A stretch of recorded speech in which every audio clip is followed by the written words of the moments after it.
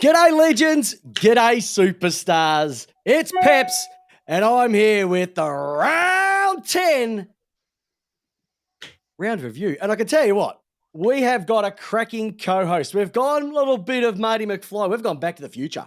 We've gone back and sourced, let's just say he's been spoken about quite a fair bit as a co-host with the most. Him on stage very, very shortly. But the voice that you're hearing right now is the host of Lace Out, Chris Pepper, the 377-game superstar of the East Keilor Football Club. And it's great to have you all here after probably one of the most exciting rounds of football we've had so far in 2023. But joining me on tonight's journey is a man who, let's just say, we've spoken about. If you joined us back in the early days of Lace Out, you would have heard him once. We've gone back in the DeLorean and we've brought the love machine, my brother Marky P, back onto Lace Out because the people have asked for him and we've brought him in. Mark Pepper, the love machine, my brother, welcome to Lace Out.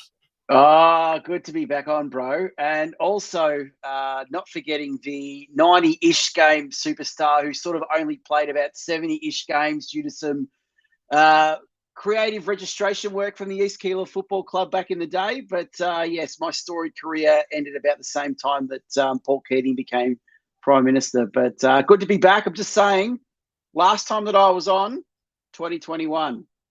And we all know what happened in 2021. D's won the flag. And I said Ollie Wines would win the Brownlow. And Ollie Wines did win the Brownlow. So I'm hoping that the magic rubs off for the MFC again in 2023. But we'll talk about that a bit later. Like to say, Mark, there's plenty of things that you've rubbed off over the years and making suggestions and wins. Jules Julio is on the chat. Good to have you, big fella. Lots of people joining us already. So if you've got a question for the team, Peps and the Love Machine for tonight's episode, throw it into the chat. Otherwise, when you're listening to this on your favorite podcast app, whether it's your favorite application on a smart device, you could even be listening to this on a cassette tape, just in case you've done a bit of high-speed dubbing from your iPod to a cassette. However you're listening to us, give us a review. Tell everybody how awesome we are. And more importantly, tell your friends that they should be listening to the greatest non-club affiliated AFL podcast this side of the Westgate Bridge. Hey, big fella, I know that you went over to Port Adelaide last weekend. I want to hear about that. For the people who haven't listened to the show before, we got copious amounts of topics to get through. We're going to start with a ladder. We're going to do something called spinning the magnets. We're going to maybe splash a bit of cash. We're going to talk about some bags. And more importantly, we're going to get in and have a chat about the scoreboard, which is all about the games for this weekend. There was some absolute barnstormers and a couple of barns got blown down, especially down in Tasmania as well too. So we'll have a chat about that. But big boy, first thing that we're going to do is we're going to have a look at the ladder for 2023 after 10 rounds. And we're starting to get a bit of splittage toward top, middle and bottom. Collingwood cannot do anything wrong. They are going to be in the grand final this year with probably the Brisbane Lions. Yadapalti, a.k.a. Port Adelaide, had a brilliant win over the D's. And that's your top three. A game clear of Nam, which is us, Melbourne, St Kilda, Western Bulldogs. Excuse me, 2 games clear to Geelong and Adelaide Crows. Essendon outside only on percentage. Wally Yup also on 20 points. Then you've got Carlton, Sydney, Gold Coast, Richmond on 14. Massive announcement went live just before the show went. So we're going to get into that very, very shortly. Actually, we might even start the show off with that one. Yeah. WS, Hawthorn had a massive percentage boost. North Melbourne robbed at their own device and wet toast Eagles. I'd do a John Elway and I would defer from the AFL draft if I was Harley Reid. I would not go to West Coast. We saw what Melbourne did to Jack Watts. We are not going to do that to this young bloke over at West Coast. I would say, no, I'm not going. I'm going to take a year out and then come back to me in 2024, I reckon. Thoughts, feelings on the ladder, Mr. Machine? Well, briefly, Collingwood, as you said, can't do no wrong. Attractive football. Always enjoyable to watch them over the past sort of 18 months. Brisbane, for a team that's second, it's sort of been flying under the radar a bit. but starting to really gather some momentum. Yarra Pulti did a big job on Big Yeah Nam on, as I'm calling him now, Yeah Nam, on Friday night. I'll go into more detail about those two. St Kilda, probably the flakiest 28-point team of the competition at the moment. Western Bulldogs starting to gather some serious momentum. Geelong, they're the Ross and Rachel of the competition at the moment. Will they or won't they? They're sort of foot in both camps at the moment. The Crows had some really good momentum early, but sort of staggered a bit. But the Burgess effect, as we call it, I think will kick in towards the end of the year. The team that I can't pronounce, I'll call them Voldemort. Voldemort at ninth, but they played some attractive footy on the weekend, starting to get some good momentum. Wallyup, Freo. A bit like Ross and Rachel, will they or won't they? Carlton, just, insipid on all levels. But, they do have the talent. They just don't have they just don't have it at the moment. The Swans, well, bit of injuries there. Gold Coast should be better. Richmond, well, Damien Hardwick, we'll get to that shortly. GWS, just they should be better. Hawthorn, we all know what they're going through. They're in the right path. North Melbourne shot themselves in the foot. And West Coast probably have no feet left because all their parts are falling off like a Monty Python sketch. I think that's about it. And they are absolutely shocking. Hey, it's interesting though, Marky. As you were going through the ladder, the Port Adelaide boys have started to jump on. Funny enough, after last week, I'll get into that. Craigie Jones, absolute superstar from the Portress podcast. Great to have him joining us live as well too. I want to get into the magnets. I want to spin some magnets, get them out of the way. Yeah. Then we're going to have a chat about this breaking news that happened literally before we went to air. So everything is quite raw. I'll be reading quite a fair bit. But if you haven't heard, Damien Hardwick has resigned as coach of the Richmond Football Club. Now, we don't know if it's going to be right away. I don't know if it's going to be after this weekend. We're not sure. We are so light on information. We're only going by what the Twitterverse and a few other places are going to be saying. But we'll get into that because it is huge. It is big. It is toit. It is gold member. That is how shiny this news is going to be. All right, buddy, time to spin some magnets. Now, as the guest, as you are the love machine, what would you like to go with? Would you like to go with some 3 votes? Or would you like to get dragged? What would you like to go with? I'm going to go 3 votes. I'm going to go some 3 votes. All right. Where are you, Mr. Demetriou? Thank you, Andrew. I am going to – I probably – are you going to come out with your votes, are you? Yep. That doesn't work. I usually go first and then – but okay, you're the love machine. You can do whatever you want. This is just a disclaimer, okay. and I'll back this up. 3 votes to the Adelaide Oval catering department because your bucket of chips at the Adelaide Oval twice the size of the ones at the MCG for $10. 3 votes, virtually a meal in itself. Just wanted to give a shout out to the catering people at Adelaide. There was gravy available, but I didn't have it because we were in a bit of a rush. But in terms of hot food over there, 3 votes. So 3 votes to the catering at the Adelaide Oval. Tick, tick, tick. 3 votes. Tickety, tick, chip, chips. All right. First and foremost, 3 votes. I'm going out for 4 teams right now. There's 4 teams I want to because they're breathing life into a dead season.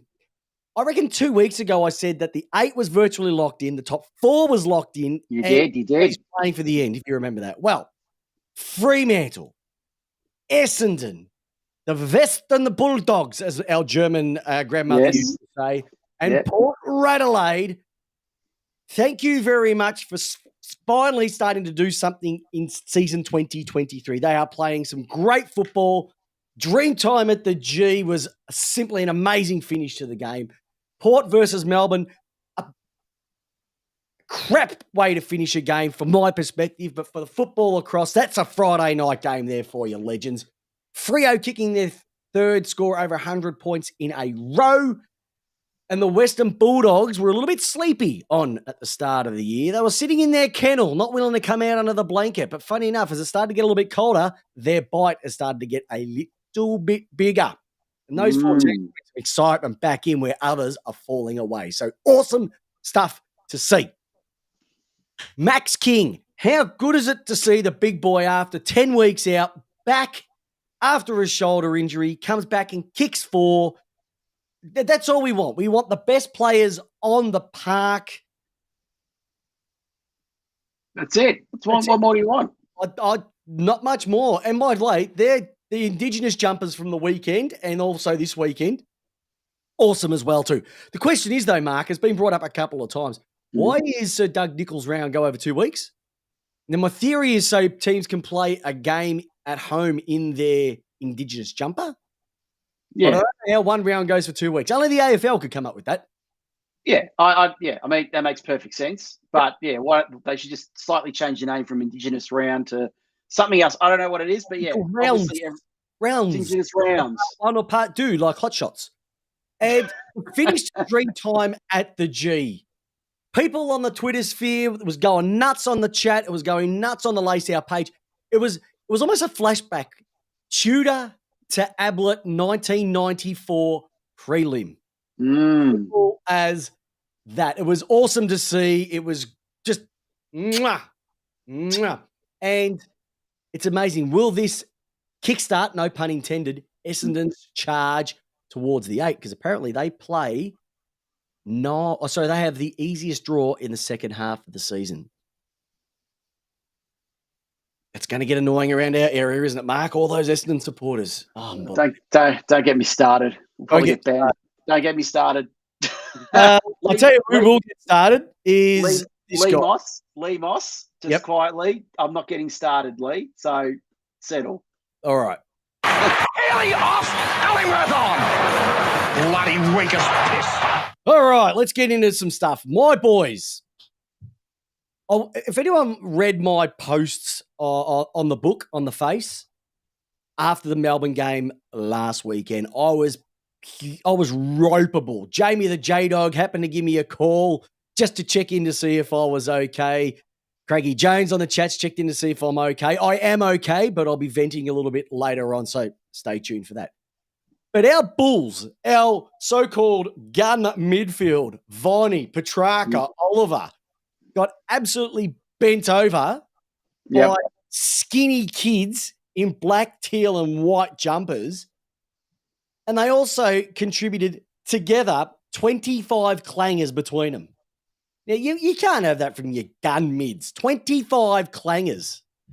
Like that's... Oh, yeah. We'll go to it a bit later, but on the night, they just got out-hustled, outworked, and they panicked. They Melbourne had this tendency to do these, panic kicks, and we just absolutely turned it over. We couldn't get the ball past half forward, and because we weren't switched on in the middle and got punished for it. And we got played to Port. Bent over, I would say. You know who also got bent over?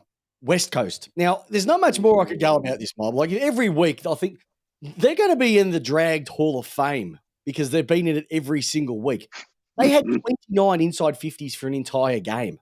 Yeah. I'll put this in perspective. Port Adelaide had 10 in the last quarter alone up until around about the 10-minute mark of the last quarter. Yeah.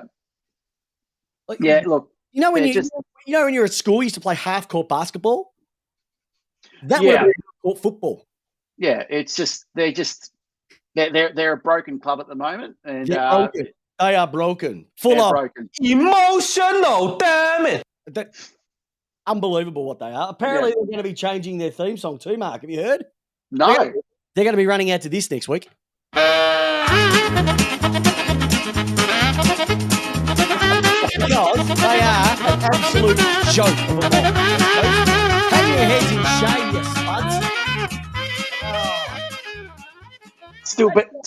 Still better than that. Imagine how bad they're going to be.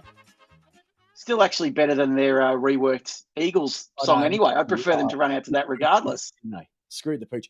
And Michael Voss. Now, we've spoken about Harvey. Michael Voss, how good's this? Announced tonight that he, announced by the President Luke Sayers, that he has the full support of the board. Full support of the board. Do you know what that means?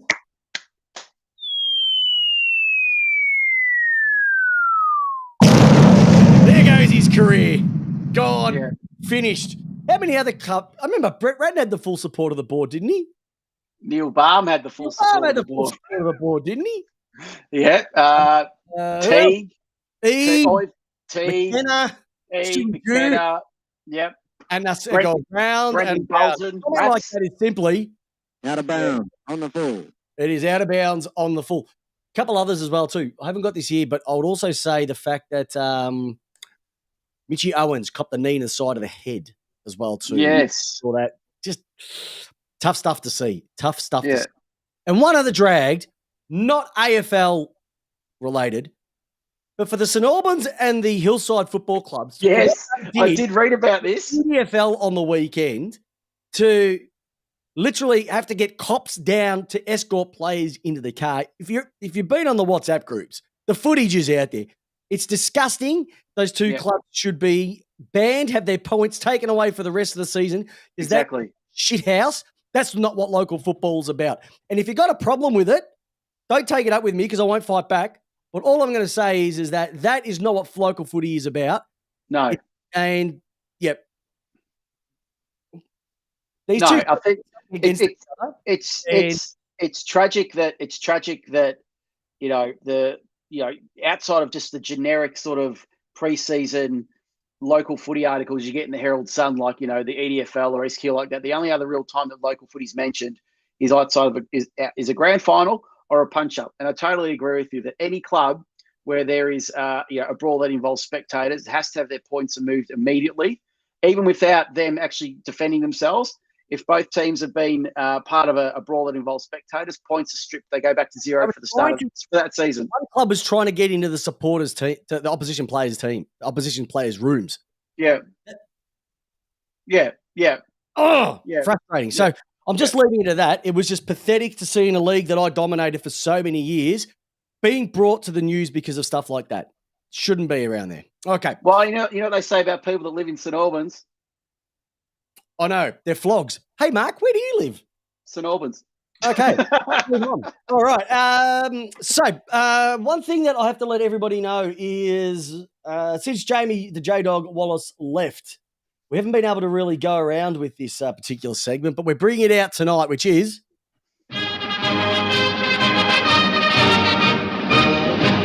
It's time for Around the Grounds with Laceout's number one newsbreaker, Jamie Wallace. Over to you, big fella. Well, I'm being Jamie Wallace for tonight because he's not here. But if he was, he would be breaking the news that Damien Hardwick has coached apparently his last game for the Richmond Football Club. It has been announced tonight that he has decided to not coach the Richmond Football Club anymore. I didn't see this coming now. Maybe towards the end of the season, it was something that was going to happen. But it has absolutely blown up the socials. Like, it's not often that we come up on a show where we have things to talk about, but something overtakes everything together. And it is massive, absolutely massive, to hear that he's pretty much walking away from Richmond. Yeah, it's one of those ones that came out of the blue, I think, about half an hour ago. I think he's obviously got to a point that either he feels his heart's not set on the rebuild. He's come at a time that he feels that he's done enough. Now, the question's obviously going to be an overdrive about because they're playing Port Adelaide this week. Whoa! Right. And so the question's... Two clubs as years. How good would it be if Port suddenly start to get a bit of a momentum and Harvey comes in? I got my eyes on you. Pretty much, and so that's the thing that sort of took my interest when I heard that they were playing Port Adelaide this week, because all the discussion around Kenny and sort of what's happening at the end of the year. There's going to the scuttlebutt and the rumor mill's going to be, is Hardwick potentially going to be moving to Port Adelaide if it doesn't work out for Kenny at the end of the year? So watch that space for the next few months until the end of the season. Mate, I'm watching the space on the chat right now because it is absolutely a corker. You've got Craigie Jones going, why couldn't you have waited a week? Jamie Wallace will be dead set. He'll be lubing up, I reckon, tonight. He'll have his hands on it, thinking that, imagine that. I'm going to have Kenny going, which he's been pushing it. His wish. That's been his wish. Been his wish. Hardwick in his hard hand, and dreaming of champagne showers. Yeah. He brings them to the promised land. It would be an amazing thing if it happened. I don't know if it's going to happen, but Richmond supporters, Donna J, she's just saying Port for premiers with a smile on her face. no doubt she will be absolutely shattered with what's been going on with this. Yeah.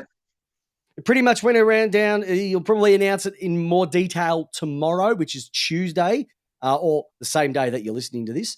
It's unclear precisely why Hardwick has reached this conclusion or whether he'll coach one more game or not. The rumour, sort of what we're getting on the Twitter sphere, etc., is that he won't. So don't hold me to that. They say that general burnout is a factor. It could also be that Richmond have been burning out of games all season. Yeah. And he just doesn't think that he can bring it to the forefront. Whoever comes in is going to, I would say, they will do a mini clean out, I reckon. Oh, they'd have to. They'd have to do a mini clean out, wouldn't they? If you had a look at their roster makeup, Rewald will be finishing, Cochin will be finishing. Yeah. Martin, I don't know. He's not the Martin that we know, but he's still. He's got another year too, Max.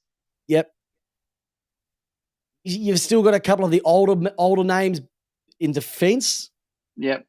Grimes is not getting any younger. Nankervis is not getting any younger. Vlosten's not getting any younger. What are you going to do with these guys? Are you going to do what North did and go slice and dice, Chenkanichi style, or are you going to let them play on? I know you need to have a bit of experience. It's going to be one to watch out for, big fella, because this has come, like I said, completely out of nowhere. We weren't prepared for this. No. He would go down as probably Richmond's, outside of Hafey, he would go down as Richmond's greatest coach. Yes, absolutely. Personally, I'd love him at the Ds. We've got our own coaching issues, and we'll have a chat about that when we get to it. Tarrant is another one. Jules Julio, thank you very much. Another one has been in the park virtually since he joined them. Yep. They've got a lot of decisions to be made. Have they got someone in the wings? Have they got someone that they want to go with? Well, there you go. Now with with the domino effect of Hardwick, you start talking about Hinkley, you start talking about Stewie Jew, you start talking about Adam Simpson. The murmurings of Voss, which really shouldn't be there, but anyway, that's a different story. One domino falls down, and then until all those clubs sort of sort themselves out, it's going to be just madness in the AFL landscape, coaching wise, over the next few months. So strap yourself in, get the popcorn. See what happens. Now, the other thing that you got to look at is that there's only one coach out of contract this year. Yeah. But now you've mentioned, you've got Voss, can't be safe. We know that Hardwick's going. Yeah. He was definitely not safe. Simpson's definitely not safe. So there's 4 potential roles coming up this year. When we had a massive turnover over the last couple. Yep. Just when you think that everything is nice and settled, like Nana's lasagna, 15 layers deep, the top burns and causes chaos across the board. Yeah. So it's fascinating, Mark. Absolutely. Never ends. Absolutely fascinating how this one plays out. Like I said, we'll put out more news on this next week. Caretaker coaches, nothing has been joined out. So, but tell us what you think. Write something in the chat notes right now as you're watching the show. Or write something on the Facebook comments when you've listened to this. Who do you think will take over from Hardwick as the next coach of the Richmond Football Club? I love everything that he brings. You've got to remember he's played in 2 flags himself, coached 3, so 5-time premiership coach and player. I lost 5. Yes. As a footballer. Yeah. You know what I mean? So he's a very, very lucky man, and Richmond supporters. You can obviously, if you want to wear the black tape around your wrist or forearm tomorrow in honour of the great man, please. I've got a question. Quick question. Nah, he's staying at Melbourne. Yeah. Quick question. The quick question for the Richmond fans, though, should this discussion, not in terms of Hardwick, but around hanging on for one more year, should 2021 have been the year, at the end of that year, where they've gone, okay, we have to change tack. We know we're not getting any younger. Should this discussion have happened 18 months ago? Richmond fans, love to hear your feedback. Well, sort of a hard one, Mark, because if you think about the end of 2021, they just won a flag the year before. Yeah, I know, but they got pipped at the post in an elimination final against Brisbane. Like, they were going all right at that stage. But a year is a long I'm saying. Football. David Salt's come out that Voss will be as good a coach as he was a player. You're totally at polar opposites when it comes to that. Voss is going to go down as one of the best footballers ever to play AFL football. Can't say that about his coaching. 2 clubs he's been at, and they haven't gone anywhere. All right. Hey, let's just take it up a step, because we've got a Rising Star nominee for this week, and it's Josh Weddle from the Hawthorn Football Club is the round 10 AFL Rising Star nominee. He produced his best performance in a 116-point drubbing of West Coast. You know what? The boot starter could have got votes against West Coast on the weekend. Water Boy number 6, Water Girl number 7, they could have got votes against West Coast. That's how bad they are. But he picked up 28 possessions, 5 contested, 7 marks, 495 metres gained, kicked 2 goals, did a do-si-do with a goalpost, had 8 score involvements. Pick 18 in the draft last year. I know a couple of Hawthorn supporters, they think he is an absolute gem. And I think you're right. They've got another one. Cam McKenzie is another one that they've got. They're going to be all right. They are going to be okay. Just like North, I think they're in a really good spot. West Coast, absolutely woeful. All right. Yeah. One other thing, big fella, that we've focused on the last few weeks as well, too, is our journey to the draft. If you remember, we're journeying the draft. We're following one young footballer as his journey to the draft, and we're following Jacob Grant. Came back last week after the Young Guns versus Vic Country game. He was in action Friday night, had a bit of a quieter game, so he's just going to be looking forward to settling up against the Northern Knights this Saturday. They were down for pretty much most of the game last week and came back to beat the Oakley Chargers by 4 points, and it sets them third on the Coates NAB Talent or the Coates Talent League ladder. So he's going all right. His team is going all right. Everybody's entitled for a quiet one. Jamie had quiet years on this podcast. They're going to be better for it next week with another run under his belt. So yeah, get that one going. All right, big guy. Let's have a look at the games for the weekend. It all starts on the Friday night game, the one that you went to. So I'm going to get you to have your experiences and tell what it's like to be an imposter, a foreign entity, as I would say, a Mexican over in Adelaide. Yeah. Tell us what it was like to go to a game at the Adelaide Oval. Give us your thoughts, feelings, what you thought of the game, and then I'm going to give my 2 cents worth. All right. Third time I've been at Adelaide Oval. So if you've never been before, get there. It's phenomenal. Like it's definitely the best. I haven't been to Optus Stadium yet, but I personally think the build-up is better than as in walking to the ground from the city and all that. I think it's actually better than the MCG. Get stuffed. I'm serious. You sort of hang around the convention center. You walk over the bridge. There's just pubs and clubs just across the sewer drain. That's the River Torrens. It's basically a hop, skip, and a jump over from the city. But it's a phenomenal ground. To be honest, I've never had an issue with any fans. I've been to an Adelaide game. I've been to 2 Port Adelaide games. Had great banter with all of them. I think they love the In Excess song more than their actual theme song. One of the great joys was driving 9 hours to sing In Excess for 60 seconds. That was probably the highlight. Every time I hear the dun dun dun dun dun dun dun, they love it. I know, but they love a bit of originality, like Milkshakes by Khalees.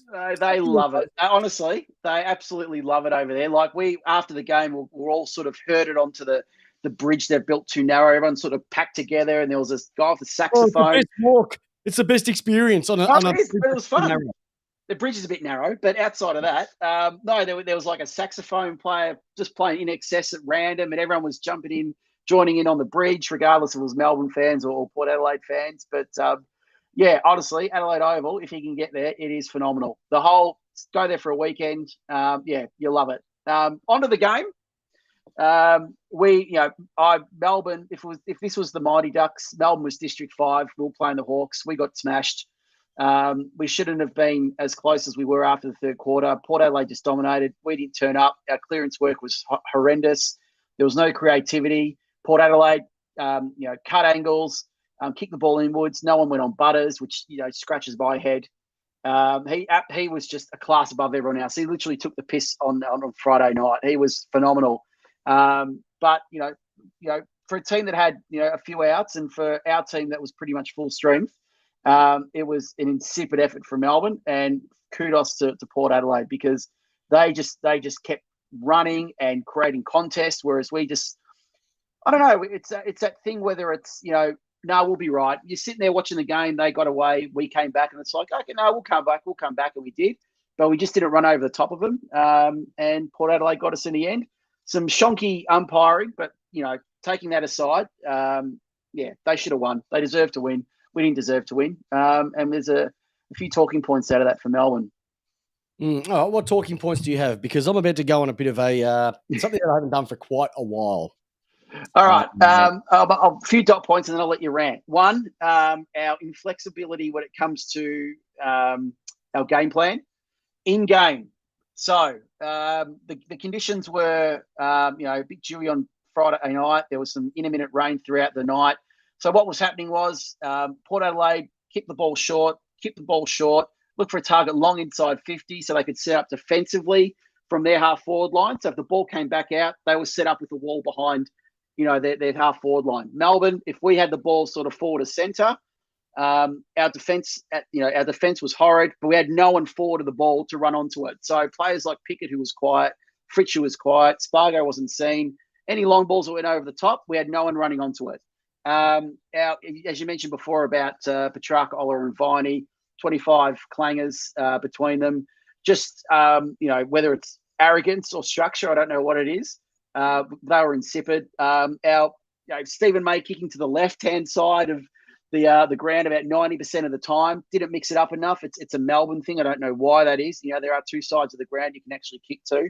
And overall, just our general lack of desire to actually crack in. I think we just thought whether it was individuals thought someone will cover for me and get the job done. Didn't get the job done, and we paid for it at the end.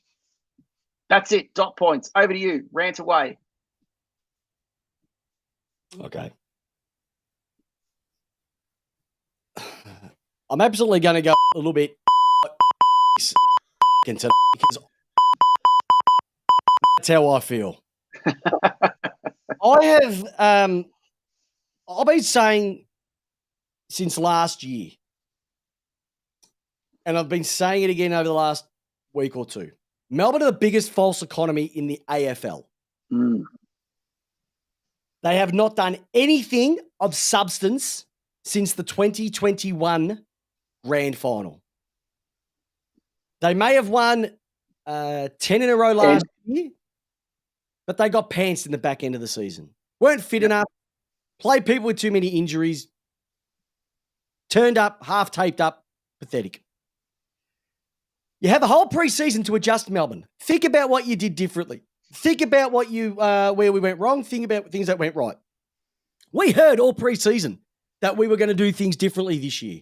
We were going to rest players when we were going to be resting players. We were going to be playing people in different positions. We were going to be trialing different things. You know what? What is an absolute crock of because it just goes to show that after watching last week's game, nothing has changed whatsoever. Nothing has changed at all. You kick to the side. My wife sits there and watches the games with me sometimes, right? She doesn't watch footy. And she sees Stephen May get the football. And she goes, oh, they're going to the left. I know. They're going down the left. It's dumb. It's so dumb. It is so... there's people on the other side of the ground. Have you heard of something that hits on your light? You know when you go in and you go into a bedroom and you flick the switch? How about we maybe flick the switch and go to the other side of the ground once in a while? What do we do? Something a little bit daring. Contest the ball, contest the ball, contest the ball. Hey, guess what happens? It's okay to play a contested brand of footy, but if you're not actually winning the contested ball or getting the contested ball, you're going to get burnt on the outside. Go and have a look at the footage. Port Adelaide went, you know what, Oliver? You know what, Petrarca? You go and get the contested ball. But you're not going to be able to give it to anybody because when we get it, whooshka, straight down the middle of the ground to their players who have actually run off ours and made it 7 versus 5, 6 versus 8. They dominated us across the board. But guess what? Oh, here we go. There's a guy running around, Zach Butters. He's only had 76 in the first half alone. So anyone with a right mind, if it was the 90s, they would have gone, Lingy, to him. Call him down.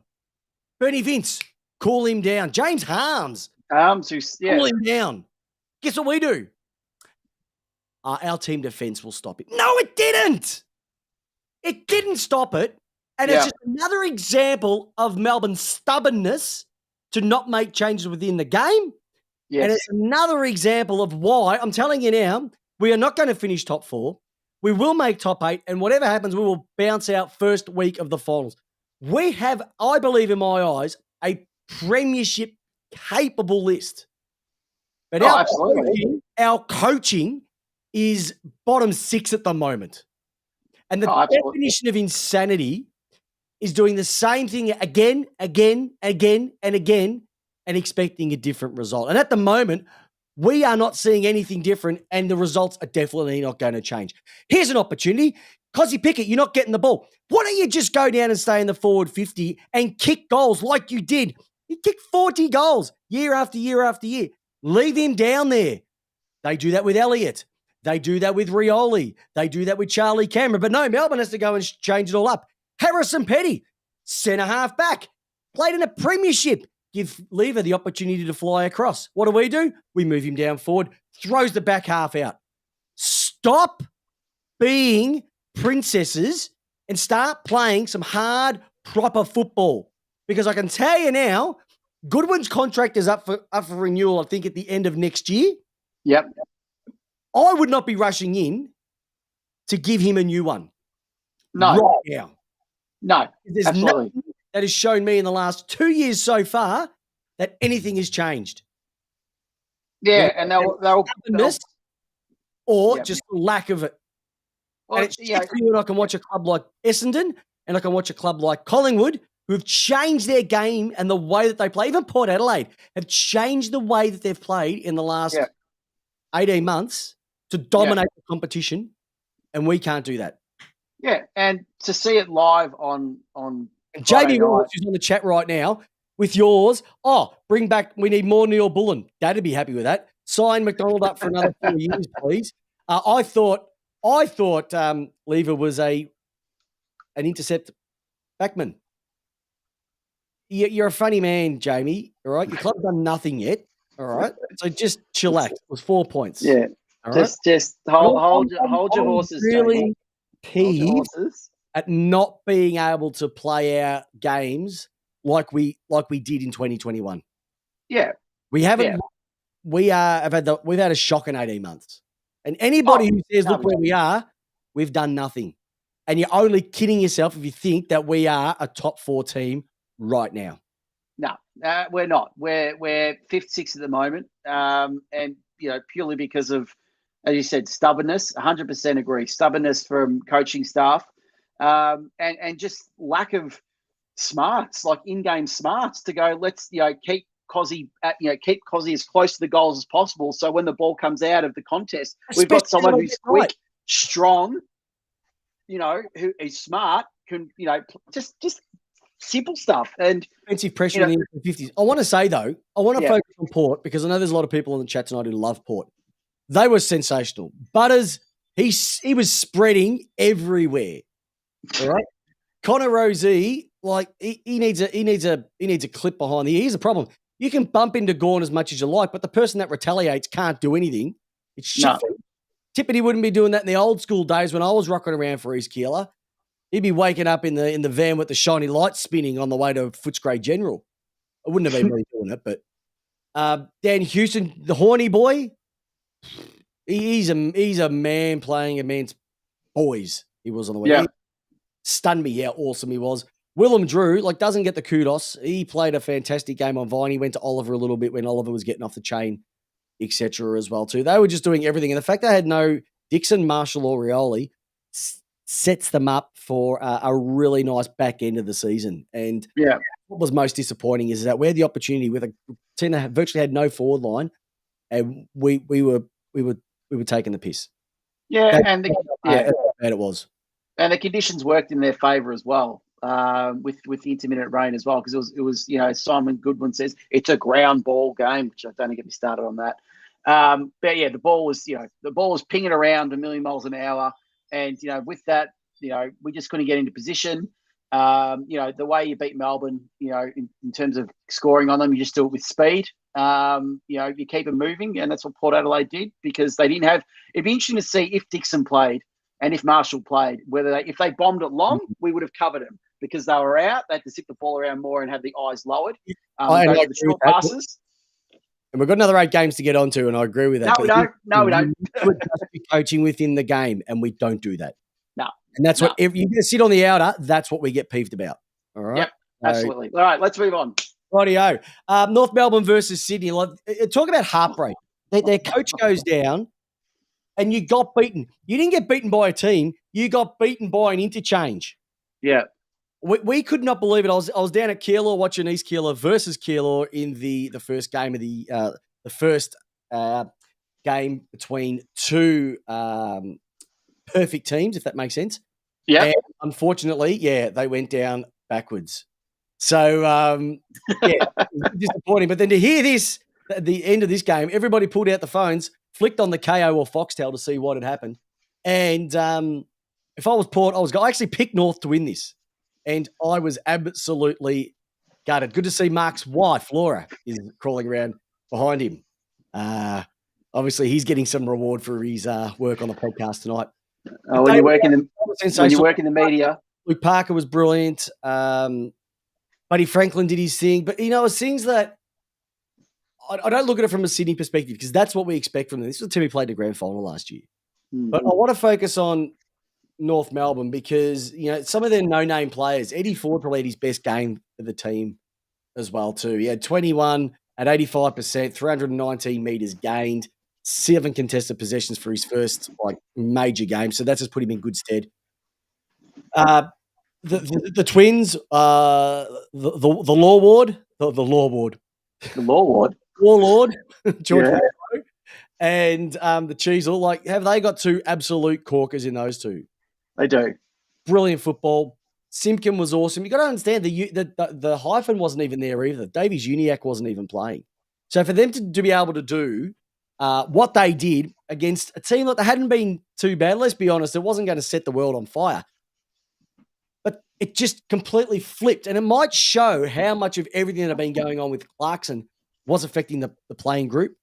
You have a fresh set of eyes come in, Ratton, set them up for perfection, and they almost got the win that only one person in this room picked. And I was shattered for them to lose the way that they did. Yeah, look, it was heartbreaking for North. They've been going through a lot, and unfortunately, just due to an admin error, they lost the game. But the simple fact is, they've just, I think this week showed, despite the losses, is that they do have a nucleus of some really good talent there moving forward. And the future's looking pretty good, like Hawthorn. They're probably just a rung below in terms of where they're at compared to Hawthorn, but they're on the right track. They just got to stick it out and get the games in. Well, Bailey Scott has his best game for the year. Josh Simpkin gets back to where, what he should be doing week in, week out. But even from a Sydney perspective, Luke Parker dominated across the board, gets a 10 coaches votes. He went at 28 disposals, 71%, 18 contested possessions, kicks a goal, led from the front, and probably needed a game like that, because I think he'd been a little bit quiet. Even Chad Warner, the director from Boogie Nights, he was even a hell of a lot better. He'd been really quiet this year as well too. So just those types got back on the park. But kudos to North Melbourne, like I said. That's a win that they can go, hey, we didn't win this one, but we can take something out of it. And I think for a club like that, they can look forward going into a review this week. And that's what we want to see. So, yeah. That's all that we're asking for. And I think if you ask any North Melbourne supporters, they'd be bloody proud of what their mob turned up on the weekend. I tell you what, if you're a Western Bulldog supporter versus Adelaide, they've got the wood on them. They've beat them the last few times down there at Ballarat. And they came out and they did it again and they dominated again. And this just wasn't a couple goal. This was like a 40-point win at the end as well too. But if you have a look at who dominated for the Dogs, it wasn't the Bont. It was Bailey Smith, who's copped a lot over the year. All right, Mr. Instagram himself. He set the world alight. Bailey Dale It was Liam Jones. Batman came back into it. Tim English. He's going to go ahead with Darcy to get that All-Australian jacket this year for the ruckman. Caleb Daniels. So the Western Bulldogs dominated a team that had been playing some really awesome football over the week. Now, I don't know whether it was hypothermia. I don't know if it was the massive plane flight from Adelaide to Melbourne and then the long road trip to Ballarat to get to the ground. But just everything that they did from a Western Bulldogs perspective was just gorgeous to watch. It was just exciting football. And they are playing good football. Their barometer is Tom Liberatore. When he is playing well, he was Melbourne's 23rd player grand final day. Because it's true. That third quarter, we wouldn't have been able to kick 3 in a minute. Yeah, they're playing exciting footy. He's also getting in front of the goals. He had another 33 on the weekend at 63. Not the greatest conversion perspective, but you got to look at it. He's an inside midfielder. He gets the balls. He gets the ball. Well, each their own job. Okay. He might have shit tats, but I'm not going to say it to his face because he is an absolute gun, and I love him. From Adelaide's perspective, look, there really wasn't much to write home about. They were literally defeated across the entire. They lost the contested ball by almost 40. They did within clearances, but they didn't do anything. They didn't get clearances. They didn't have as many contested marks. They almost had half as many shots when it came to on goal. When you only kick 5 goals for the day, nothing's going to win that. And the Bulldogs, they turned it on. They had 30 scoring shots to 23. Actually, 30 scoring shots to 15. Jeez. Not much more needs to be said. And I'll tell you what, the Doggies, the way that they're playing at the moment, I almost said they wouldn't make top 8. They're looking at taking probably our slot in the top 4 at the moment because they are humming along nicely. Mm-hmm. Hanging along nicely. Fremantle versus Geelong. I'll tell you what, the wankers with anchors over there in Perth were hanging Longmuir out a couple of weeks ago. I remember speaking to the Duck from the Purple Rain podcast. In his words, we're fucked. That's what he said. Sorry, but that was his words. They've had the last 3 games kicking over 100 points. They're getting some mojo back in the midfield. They're getting their mojo forward as well too. Once again, have a look at who kicked the goal. Jai Miss. Michael Walters kicks goals as well too. Michael Frederick, Mr. Backflips himself. They're starting to get some of that zhuzh that I think we'd been hoping to see, but they weren't able to deliver. Luke Jackson's playing awesome football. Caleb Sarong's once again awesome. Lockie Schultz has been brilliant as that small forward. They can't really do much more than they need to at the moment, Fremantle. And Geelong, I know they've got some personnel out, but they're not ticking right.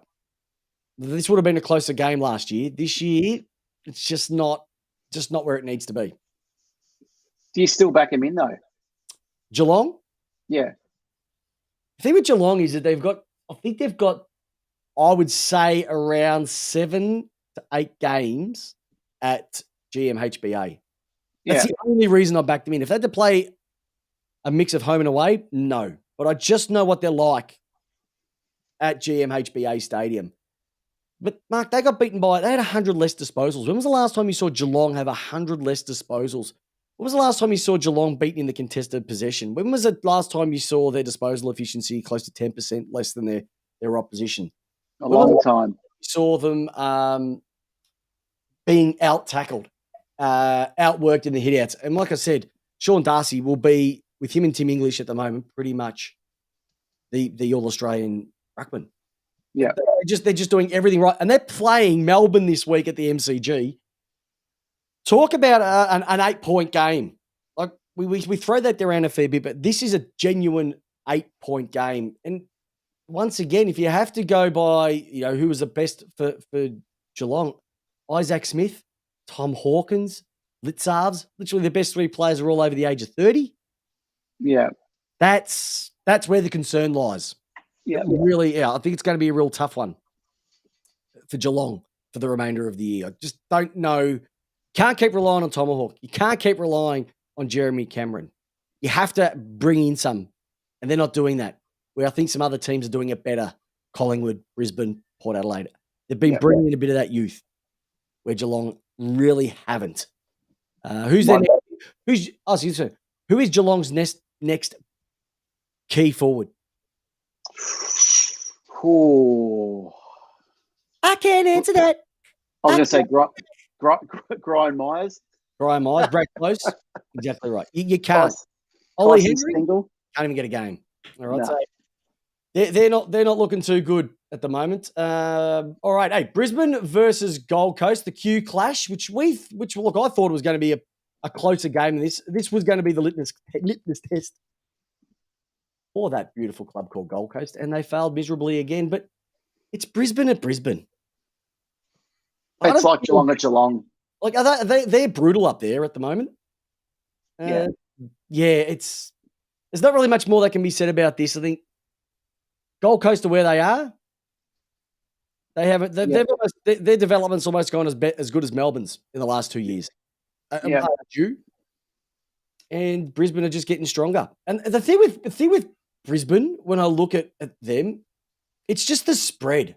Like, Danaher was atrocious at the start of the year.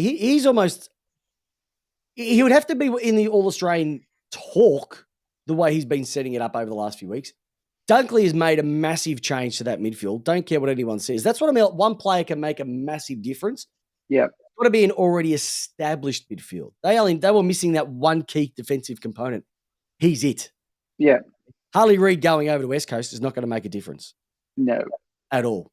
So they might be better splitting their top pick for a couple. That's right. Will Ashcroft probably had his best game as well too. Charlie Ballard, ever since he got knocked out by Jacob Van Rooyen, his career's flourished. So he has to thank Big Brew for that as well too. Exactly. But they're doing everything that they need to do from a perspective. The Brisbane Lions, they just need to keep winning. They can't win the flag unless they play 2 home finals.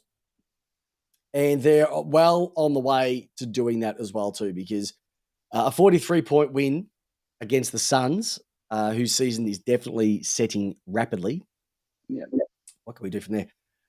What about this one, big boy? Dreamtime at the G. We had a bit of a chat about it earlier on. First time Essendon have beaten Richmond, I think, in 14 attempts. Nobody loses to Richmond 15 times in a row. And it was Tudor to Ablett in the last couple of seconds in the game. I was driving Mayer's boyfriend home to the other side of town. It was 18 points up. I turned it off to listen to a bit of Megadeth, bit of Metallica, bit of Beyonce. Yeah. Just try and zhuzh up the vibe a little bit. Turned it back on after about 15 minutes, and they'd won. So I had to go and watch the replay, and just to see what they did was Charlie Keegan is a massive Essendon supporter. The Facebook page, the Instagram, everything was going, we're back, we're finals bound, etc. Good on them. Absolutely good on them. Can't stand Essendon supporters, you know that, but good on you that your club's giving you some success and giving you some belief, and you are a massive chance to play finals because the end of your year draw is really soft. Almost as soft as my waistline right now, but not as soft. Richmond, well, we know what's happened. Hardwick's gone. Gone. Just that's it. Just had to get out of the kitchen. His bat and ball. Understandably. So he's taking his bat, he's taking his ball, and he is out of there. And if we don't get to speak about Damien Hardwick again, mate, you have been an absolute star at Richmond. Have the rest of the year off and come over to the Ds because we could use a bit of your excitement over there as well too. A bit of a change in the game plan because we need something as well too. Yeah. Yeah, Richmond, their season's finished. I picked them not to make the 8. That's going to come true. I'll remind everybody again, I also picked Collingwood not to make the 8, and I'm looking like a complete fool right now as well too. Hey, it was Super Sunday, but it wasn't for the West Coast Eagles. We know they lost by 116 points to Hawthorn. But you know what the best thing about that game? The best thing about that game was, Mark? What was that? Bags, bags, bags. We love it when the kids. It was bags, bags, bags. Mitchie Lewis kicks a bag. Bags, bags, bags. We love it when the kick them. How good was it? Mitchie Lewis kicked 6 of his best. It's not often that a player outscores an entire team. And Mitchie Lewis again 6 of the best. It was a proper bag. It wasn't a handful. It was 6. It was exciting. And Hawthorn, like I said, they've got a few kids in that team that really dominated the game. Brockman played his best game or had the highest rating. Mitch Lewis, he kicked 6. What more do you want? But it was Connor Nash, Jai Newcomb, even Frosty had a really good game on the weekend. He was playing against nobody. Still, Frostball is Frostball. When you got 9 Hawthorn players have better rankings in the first West Coast, and then you've got 13 out of the top 19 players, 13 out of the top 18 players are Hawthorn. Bottom team. That just shows how bad West Coast are, and they won't be liking it over there in Perth. I would love to hear if Was a King from the Eagle Nation could jump on and give us a bit of a heads up what's going over there in Perth, what the stories are. Hawthorn, I want pitchforks. I want to see pitchforks and lanterns at West Coast. Nothing is shit than a dump truck of cow manure at the front doors. When was the last time that happened? Richmond? Oh, Richmond. We need manure. Bring back the manure. Bring back the shit. Hashtag do the poo. Do the poo. Do the poo. No, they're a rabble over there, but about time. They are a rebel. Another club that's a bit of a rebel as well too, Mark. Carlton versus Collingwood. Look, it wasn't the high-scoring game. There was only 20 goals kicked between both. But when one team kicks 7-15, the other kicks 13-7, it was poles apart. I don't think anybody thought Carlton could win this one. But once again, just go and watch the highlights. Just even if you do the KO Mini, the Foxtel Mini, the Gary Coleman Mini, the Webster Mini, just go and watch it because they just run in waves. They play just exciting football, and it just makes you – and there's other 18 clubs around the league going, why can't our team do that? Exactly what Richmond did a couple of years ago. They're just exciting to watch. I love everything about them, and I'm not normally saying that about Collingwood. But Carlton, they are the complete opposite. They're plotters. They're arguing amongst themselves. Is Voss – is he tenable? Can they keep him, Mark? What do you reckon? Oh, I think they have to. They have to keep him purely because if they decide to get rid of him, say, at the end of this year, it would send Carlton to a place where they haven't even been over the last 20 years. Considering they pumped him up, the opportunity to get Ross Lyon, and they didn't get him, even though he was in the box seat. They backed Voss in to elevate this team that's, the best team, on paper that they've had for a long, long time. But if they literally said to Voss at the end of the year, we're going to get rid of you, they need to have someone already signed, sealed, and delivered. And that might be someone like it. Line, but they told him he had to go through the process. Yeah. So, sometimes in order to look like a strong board, you make some decisions that are pretty weak. And at the moment, it looks like the decision to tell Ross to go through the process and pick Voss looks like a weak decision, even though to make him, it looks like it's strong. It's not.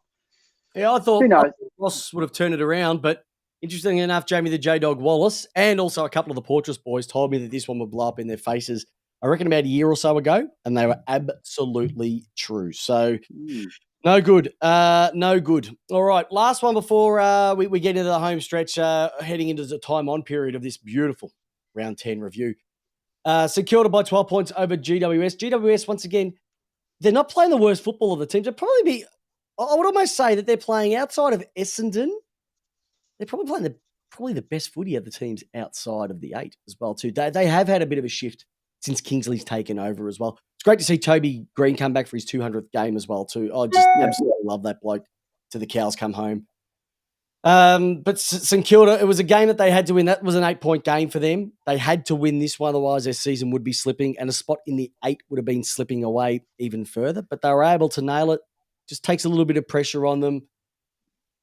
Jack Sinclair, it was almost to beat St Kilda, you got to tag Steele. You don't tag the Steele, you got to jag the Sinclair. You tag that mullet, you put a headband around that mullet, and you've got a massive chance of winning. But he was absolutely sensational. Rowan Marshall, I spoke to him pre-season down at Sorrento. It was more of a slur because I think we both have had quite a few before we got to it. But he was absolutely sensational as well too. Just dominated across the board, and they were just magnificent. And GWS, They're about where we expect GWS to be. They're not going to. Yeah, they're on the right path. I mean, they're learning a new structure from Kingsley. It's going to take another year or two. They'll have to be. I think they just need to start doing a bit of rejuvenation the next couple of years as well. I think a few of their players are probably starting to get a little bit long in the tooth. Yep. But I'm sure Kingsley's well aware of that. So I wouldn't be surprised if in a couple of years' time that the Giants are knocking towards that 5th or 6th position. But give them time. Like St Kilda, give them time. Yeah, and St Kilda switched it around a little bit. You remember at the start of the year how they were really run and gunning? Yes. They chipped their way through. They had 51 more marks than GWS did on the weekend. Yeah. Considering they had 242 kicks and 113 of those were marks. That's you have to be right when it comes to your kicking efficiency, and they went at 73%. So they knew what they were doing, and they just sliced open GWS, just like we sliced open the round 10 version of Scoreboard! All right, big boy. Looking to this week's games, looking at heading into round 11. What's caught your eye? And then I've got a couple of listener questions that I want to throw at you. Yep. What do you reckon? Well, first of all, Melbourne Freo, do we boo Lou Jackson or not? No, you don't boo him. Of course you don't boo him. Well, just asking the question. If I boo him, that means I'm getting air into my mouth and it's going to ruin the Grange that I'll be sipping whilst I'm having my 12-year-old vintage cheddar at the ground. So definitely not going to be doing that. 2, should Dimmer coach this week to say, as a way for the fans to say thank you? No. No, you think that's it? Once he's done, that's it? Called it. Yeah, I think he's called it. Who are they playing? Port. At the G on Sunday. Coach against you of next year's team, maybe? Yeah, maybe. Yeah, maybe. If Carlton loses to Sydney on Friday night at the SCG. Yep. And the Jungle Drums have started to beat already. Yep. And he's already got the full support of the board. Yep. And they lose by, say, more than 5 goals. Yep. Does it start to become a bit of a mini orchestra in terms of the Jungle Drums for Vossi? Do not speak to me like that. I think that's what it's going to happen, big boy. I think it's going to be all over Red Rover because the supporters will be yelling out, and when the supporters start getting some voice, and at the moment, like I said, there's nothing at the moment to say that it is going to change. I think that might be something. I think it might be end of year. I don't think they'll do it in the middle of the year. There's no point. They've done that too many times. I think they did it with Bolton, Teague. They don't want to do it for their third coach. They'll just do it at the end of the year. And keep it does that same scenario also work out for Gold Coast and Bulldogs this week for Stewie Jew? Gold Coast are playing Bulldogs in Gold Coast. Stewie Jew, they need to know who's coming on board. Same thing. Yeah. And I reckon Hardwick to Port Adelaide, Hinkley to Gold Coast. I reckon they'd be a perfect fit. Yep. A few questions before we wrap this bad boy up. Hey, Mark, the chat has been going cocoa bananas, Mick Malloy style. So, a couple of questions from the J-Dog. Oh, okay. My son has flipped footy teams on me this week. Do I try to win the battles or do I make another push later in the year when the tyres are cooled a bit? Tyres cooled a bit. Yep. Just let him get it out of his system. Yep. Tyres cooled a bit. I agree. Hey, worst case scenario, he can sleep in the backyard until he changes his mind. That's what I do. All right. Question for you, Love Machine. Can you make any waterproof jacket recommendations after Friday night at the Adelaide Oval? A good blanket, a good poncho / blanket is the alcohol selection at Adelaide Oval is quite more varied than the MCG or Marvel. Mm-hmm. So, you could have anything from Byron, first of all, the whole pint Imperial schooner system thing in Adelaide's just wrong, but that's a different story. But yeah, I would say I actually had really good seats undercover. So I had very good seats. But you know what? Next time I'll get on the hill. Next time you have to come over. All right. Come over. You, J-Dog, will go over. Deal? Yes. Deal. Jack, what's the cup? Yes. The David Roden plate. If you were the number one draft pick and you could go to either the Eagles, North or Hawthorn, which club gets you most excited to join? Hawthorn. North for me. Is it time for Simpson to move on? Yes. Is it time for this podcast to finish up? Never. We've still got another 17 hours. I know. We could go all day, all night. Prime football. The ladies like it. But, and the men out there too. But hey, that is Lace Out. That is our round 10 review. Hey, you wanted the best. You got the best. Unfortunately, they weren't around. But Marky P was the Love Machine. Round of applause. If you want the Love Machine back on again, just chuck a note in the chat because he was an absolute superstar. But cracking week. It's going to be a cracking week of footy this week. Round 11. We're going to be start heading into the buys very, very shortly in terms of the restage. But yeah, some cracking games coming up. I think I'm pretty much looking forward to Melbourne Freo. Definitely looking forward to Gold Coast Western Bulldogs. Last transfer for Gold Coast. Simple as that. Yes. And what's going to happen between Adelaide Crows and Brisbane Lions could shake up the weight a little bit. Outside of that, not much else. But Love Machine, great to hear you on board as well. So Great from to be back. Love Machine, myself, Chris Pepper, the 377-game superstar of the East Keeler Football Club. Make sure if you haven't liked, if you haven't subscribed, if you haven't tweeted, if you haven't swiped right, if you haven't done any of those things, please tell everybody about us. Give us a like on iTunes and Spotify. But last thing and the only question I have for you, and I know you've been practicing this for weeks, it's simple. Mark Pepper, a.k.a. the Love Machine, a.k.a. the greatest brother in the world. How do you want your footy? Lace out. Have a great week, listeners. Hope you do. See you. See ya. Oh, that was smooth.